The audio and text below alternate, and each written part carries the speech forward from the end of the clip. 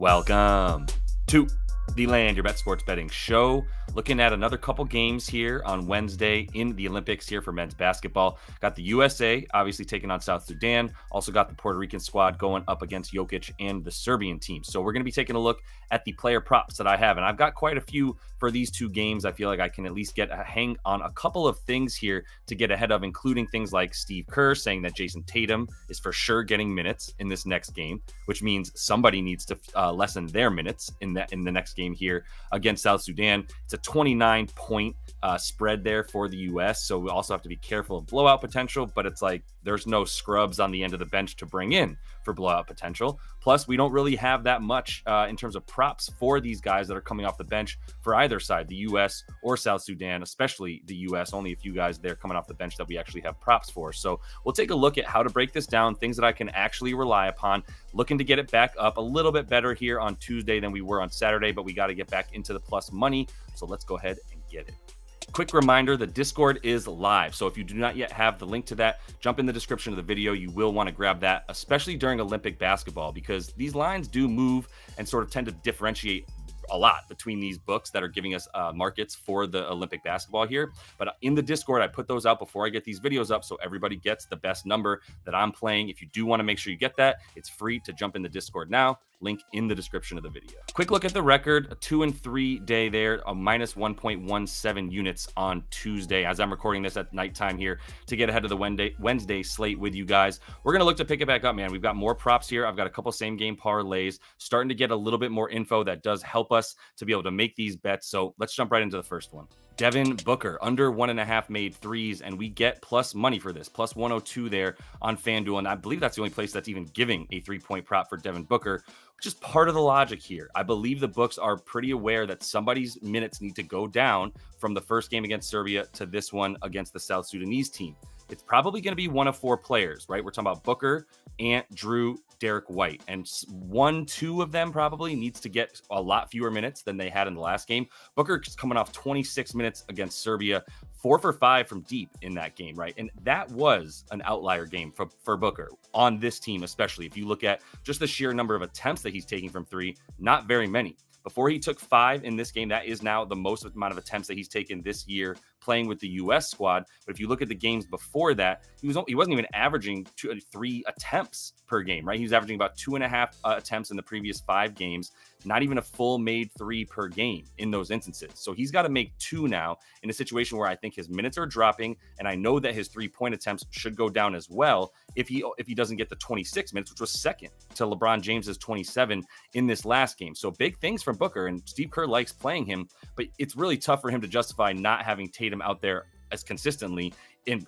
continuing to play Booker. If he's saying he's going to play Tatum, then somebody's got to give up a little bit more, and Booker would be a little bit more close to sort of a forward, similar style of play that Jason Tatum has. So we're going to take him to go under the 1.5 threes here. I also think the under 8.5 points is a good look, but just consider that a lot of these books aren't even offering Devin Booker props because they probably don't think he's very likely to play either. This is a man I took to get the most rebounds per game in this tournament for the U.S. So he should be leading the U.S. He did in game 1. That's AD, over 7.5 boards for him. And you can get that at minus 115 on MGM, which was a much better number than the other ones. But I think over 7.5 up to about minus 125 is still a good play for Anthony Davis if that's the best number that you can find. What we're talking about for AD is, can he get up to the 20 minutes? And I really think he would have done that if he didn't get 2 quick fouls in the first half against the Serbian squad last game. He was in line to get a lot more minutes. Instead, he had to split those minutes with Bam because Joel Embiid wasn't very useful out there. He only got 11 minutes in this last game. I'd be careful just auto-fading Joel just because we've seen his minutes drop, and he doesn't look like the sort of best option at center for this U.S. squad. However, like, he's going to keep getting an opportunity, and if he does start to show some things where he's gotten over his props very consistently. So I just want to give that as a word of caution for just blindly going under on Joel Embiid. Seems like he could have a bounce-back game.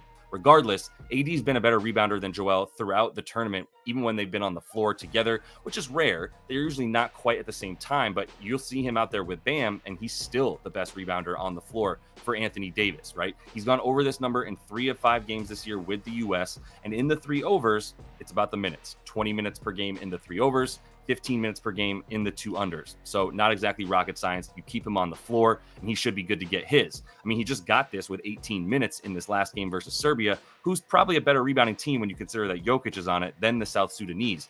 However, the Sudan team is really good at rebounding. They're one of the better teams in this tournament at rebounding, probably up there with these 2 teams in France. So I do think there's a reason that they'll need the bigs out there, right? And I'm giving the big guys on the U.S. a little bit more. I think they'll go bigger. I think you'll see 2 of the 3 bigs between AD, Bam, and Joel very consistently. And I like AD as the best rebounder out of all 3 of those.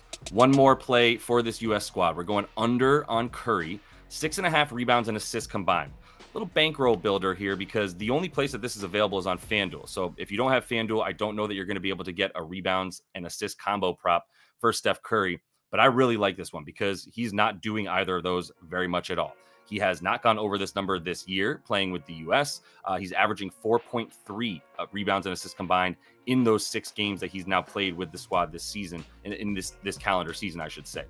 Under in all 6 of those, like the most he's got was 6 in the last game against Serbia there. Everything else was 5 once, 4, and a bunch of 2s in terms of his rebounds and assists combined. He's not doing that very much, especially when you have so many other passers out there and they want him to shoot. I mean, he's the best shooter on a team full of really good shooters, to be honest. Far and away the best, too, if we're being honest. And LeBron is the dude that's diming people up. And they are playing a little bit more from the post with guys like LeBron. So when you have Steph Curry out on the wing or at the top of the key, he's not able to find cutters and as many assists when the dudes that are sort of down low are posting up and clogging up that paint a little bit too much for Steph to really get to find cutters and things of that nature. Just not enough room on the floor, to be honest. So the only reason I really like the under for the boards more than anything, but it's like minus 175 is the best number for him to go under 3.5 rebounds. I don't think he's going to get 4 dimes. Therefore, I think he's good to get under the 7 rebounds and assists combined. Moving over to Serbia versus Puerto Rico. This is a game between a team that is very, very tall in Serbia and a team that is the shortest in the Olympic tournament here for Puerto Rico. So that's going to give us a bunch of advantages for guys to get rebounds for this Serbian squad, including the best rebounder and player on their team and maybe the world, Nikola Jokic. I've got him for 2 bets here. We've got a little same game parlay on 365 for him to get 20 points and 8+ boards. That gets us plus 230 on our money there with a half a unit on that. And then a full unit on him to go over the 8.5 rebounds. Another little sort of bankroll builder, minus 140 for that on FanDuel. But I still feel really, really good about it. This is a must-win game for Serbia. They can't lose this thing and really expect to have a serious shot at making it to the next round. Of course, if South Sudan loses, they still have an opportunity, but I'm very confident Jokic and the squad don't want to put themselves in that position.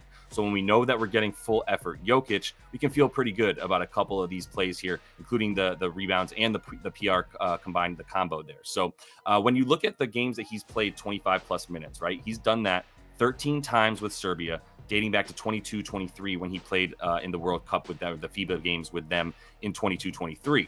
Then he didn't really play at all last year. Now he's back and has played a number of games as well.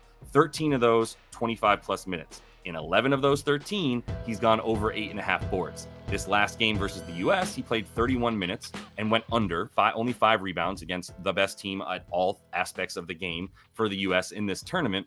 But that was only the second time that's happened to him since 22-23, right? He averages 11 boards per game in those 11 where he's gone at least 25+ minutes. And barring like a first half 30-point blowout, he should be there for another 30 minutes in this one, which is he always plays above 30 when it gets down to like nut crunching time. And we know we're going to get big things from Jokic in terms of the effort, right?